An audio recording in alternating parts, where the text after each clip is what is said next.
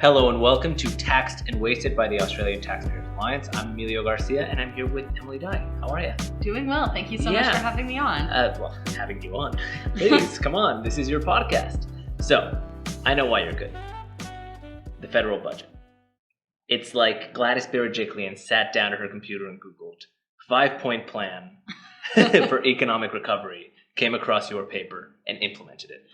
Maybe not word for word, but pretty close, no? I mean, there's some of our key points made it into that budget, and I am very happy. Stamp duty getting replaced with land tax, that is huge, Beautiful. that is historical. Yeah. I really hope that sets a precedent for the rest of Australia. Payroll tax has been reduced, and while I think it could be reduced quite a bit more. Like to zero. Zero would be ideal. I don't see why we're taxing jobs. That doesn't make much sense to me. Of course. But it is now, we had one of the higher payroll taxes in Australia here in New South Wales, and now that's reduced down quite a bit, which is very good. Okay. And lastly, regulations. Parate has promised to get rid of a bunch of unnecessary regulations. And a lot of the cuts that were made during COVID, like delivery alcohol, Right. and some of these other things that happened as a result of COVID, those things are going to stay. Fantastic. Telehealth, that's another good one. So telehealth is the big one for me. I know everyone was dreading the fact that at some point telehealth wouldn't be part of the scheme. Basically, it lets you pay your telehealth visits, if you will. I'm not sure if they're visits, but your telehealth visits with Medicare, right? Now you can. And you could during the pandemic, and now it's established. Oh, yeah. Isn't that much better? A doctor doesn't have to sit you down in his office, take everything down. Rather, you have a cold. Oh, it's how are you? Brilliant. And take a Tylenol. Telehealth Goodbye. is perfect for really lower income Australians. So you're in a salaried job, you can take time off. It's no big deal. But if you're paid hourly, taking a day off, and say you have to go to a bulk billing place, you have to go and you have to sit there and you have to wait. And time is money, especially when you're paid by the hour, or Indeed. You're not in one of those jobs that has the flexibility where you can just go to the doctor for half a day. Yeah. So it's huge. You could just call up your doctor and be like, hey, I'm sick. Can I get this thing right now? And it doesn't hurt your productivity. Indeed. So I think it's a great thing for inequality. Yeah, no, I agree. And, in my last job, this was a couple of years ago, I got very sick on a Thursday. And their policy was, if you get sick on a Thursday and can't come in on a Friday or a Monday, you need to get a doctor's note. And for my issue was, I'm sick. I don't want to go outside. But if they didn't, then I would get in trouble. So I had to get my sick, contagious ass out of bed, go to a doctor's office, had to sit down. They had to take all of these stats about me, and they had to ask about my history, and they had to all this stuff. And finally, I got the little note. And then I went home and, collapsed. Which is like, why was that necessary? Of course, they didn't give me the option to do it online. Yeah. So, well, I'm still getting the fact that you need a doctor's note. I mean, I get that a lot of employers do that, but man, it sounds like you're in high school. I know, yeah. It's a thing. Don't skip out, naughty kid. Yeah. Well, note from your mother. I worked in tech, so it's basically a bunch of adult children. So I think that's maybe why. So we've kind of skewed off the central topic. Basically, the federal, not the federal budget, the New South Wales budget, fantastic. Yeah, some really big wins. Obviously, no budget is perfect. There's a lot of government spending, which will increase the deficit, a huge increase on the debt in New South Wales as a result of this budget. That said, a lot of the things in the budget are meant to pay for themselves. And I think stamp duty is the perfect example of that, where they've taken probably the most inefficient tax we have in Australia. And it's a state-by-state tax, but it's in all the states, with the exception of now New South Wales. So inefficient. It stops people from being able to purchase a home.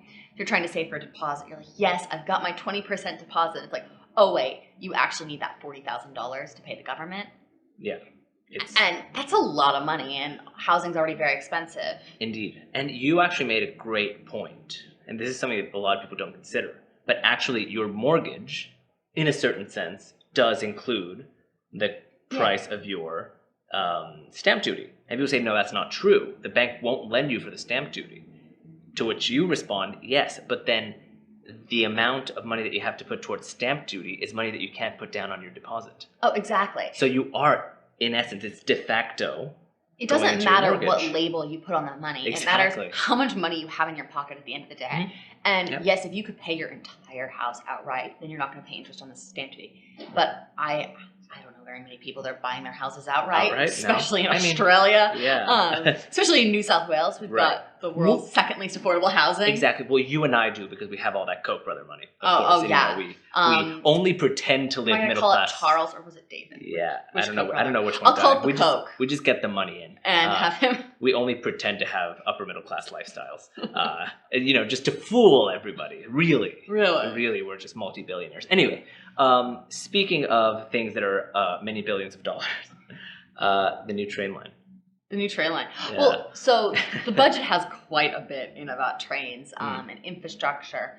And I think there's lots of arguments that this is a good thing. There's arguments that this is a bad thing. It's going to have long-term costs. It is going to create jobs right now because somebody's got to build that. Yeah. But we've really seen with this recession and with this crisis, internationally, really, there's been a transition towards more public sector jobs. Yes. While the private sector loses out. Yep. And that's not something we really want to see in the economy. We want to see everybody win. Yes. We want to see the entire economy get back to work and get back going. Sure. But the government is really stepping in and saying, "Oh, we're not having a drop in unemployment because we're hiring everybody." Yes. And I guess that works on paper, but somebody's got to pay for that. Indeed. And that's going to be the private sector. So we're better off making sure that we have a robust and profitable private sector and instead reduce the size of government dramatically, I would say. But part of what they're proposing here. So last week I was talking with Brian. He was outraged about the government's the airport's experience center, the $10 million experience center.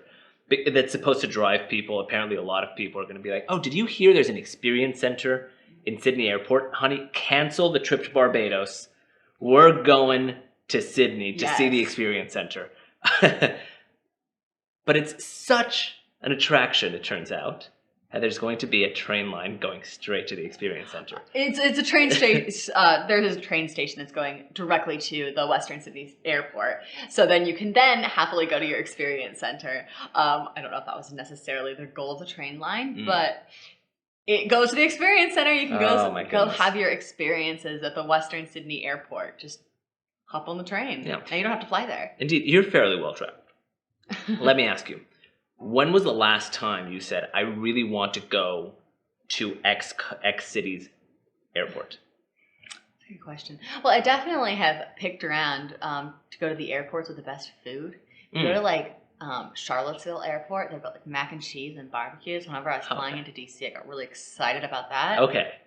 But no, not really. So you selectively choose your layovers or something like that. My layovers. If I'm going to sit for a couple hours in an airport, I do the same thing with the mac and cheese. Yeah, I try to avoid Los Angeles, for example, on my layovers because LAX is a disaster. LAX is the worst. But have you ever said, "I'm going to this country, to this city because of the airport"? Yeah. No. Okay, exactly. So just to emphasize that's the kind of reasoning that you can expect from our government. ScoMo, I don't see why not. I believe his exact words were, yeah, sure, why not? Which is, I mean, as non-committal a statement. Yeah. It's like if someone says, like, hey, do you want to have drinks in 3 weeks? Yeah, sure, why not? Maybe a million things will happen that will stop that from happening, but whatever. Anywho, we're going to move on now to South Australia. Yes. Now, we're filming this on a Thursday, the 19th. So by the time that this is aired, we'll probably be about 5 days into South Australia's new lockdowns. So yesterday, the 18th, South Australia had 2 new cases of coronavirus.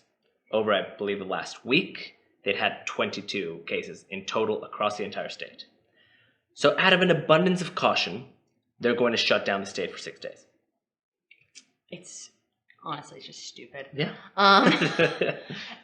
When is the goal? Why is the goal 0 cases? That does not make sense to me in any way, shape, or form. We should be protecting our elderly. We should be stopping deaths. I don't care about COVID cases. I care about COVID deaths. Exactly. That's the only number that matters to us. And Yep. yet we've gotten so caught up in these cases Yep. that we're treating, it's like, you got COVID, oh, you're dead now. Like, Yeah. And it's like, no, you're not gone. No. What's going to happen is you're going to get antibodies, Yes. and then you're going to be safe from COVID for a period of time, which is a good thing. Every world leader apparently has gotten COVID, it seems. I mean, I can't mention one that hasn't in terms of a president. Yeah. But, well, Mexico's president. That's the only one. Anyway, the fact that we've shifted the goalpost from flattening the curve to elimination, I think is very telling. I think the governments, local governments, federal governments have gotten very, very drunk on the power that they've taken through COVID. Mm-hmm. But the other thing is, now we're ignoring the question that you've brought up, which is, what about the deaths? So if there's 100 COVID cases and none of them are a vulnerable population, the hospital isn't overrun, which means people can get fairly good treatment, then is that a good reason to restrict the population in any way? Absolutely not. I think that honestly, and this is super controversial, it is a good thing for people like you and me to get COVID. Yes. Because I mean, I would volunteer. I'll volunteer right now. Yeah. Somebody with COVID, cough on me, please. Once I have COVID, then it means that for a period of time, I will not get COVID again. Yeah. Which means I'm safe. I am safe to go hang out with grandparents, with older individuals, with older Australians, and I'm not going to contaminate them. Yep. Because you have immunity. Exactly. So the more people that we have that are in their 20-somethings and 30-somethings and 40-somethings that get COVID is a really good thing. And so I don't understand this panic. It's stupid. Yes, it is the only word for it. I think a lot of it is the media blowing this up as a big thing. Yeah. Lockdowns are popular, which blows my mind. It really does. It blows my mind that people like Dan Andrews after he's put them effectively in jail for 22 weeks. Oh, it's ridiculous. Have you had any like Dan Andrews supporters go after you on Twitter? Oh yeah. Yeah, I know I have. It's like, do you notice that he's the only one that plunged his state into a state of disaster while the rest of the country was reopening? Like, that's ScoMo's fault. Like, I fail to see how, but okay. It's ideology is a dangerous thing. I'm going to change the subject really quick just because we're almost out of time and I don't want this to pass. The Australian media was paying attention to what a banker, I'm forgetting the bank right now, but some banker from one of the big banks said people should pay higher taxes if they started working from home during the pandemic. Yeah, this is silly. So the idea is that there is this marginal benefit from working from home. You're getting some sort of benefit, and we like to tax all of the things that your employer gives you that would be extras. Yeah, which we really shouldn't be doing.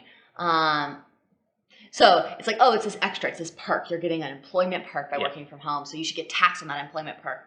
But no one considers the fact that it costs money to work from home. And I think the ATO takes this into account to some extent. Of course. I should say no one. Yeah. In that you do get tax deductions for the amount of money that you spend on, like, say, rent. My partner's working from home 100% now. Yeah. She occasionally goes in on Fridays, but almost entirely from home. Yeah. And that is a part of the reason, if not all of the reason, we moved to a larger apartment and are spending more on rent, is because we needed an extra space for an office. I have a very nice office, if I may say so myself. Thank you. And we had to outfit that office, which isn't cheap because we needed monitors, we needed keyboards, we needed desks. Oh, desks. Even an IKEA desk is going to set you back quite a bit. It's all IKEA. My entire office is IKEA. Yeah. Oh, I love IKEA. But the thing is, the banker was basically saying, well, since they're the ones that kept their job, then they should pay more in order to compensate for the people who lost their job.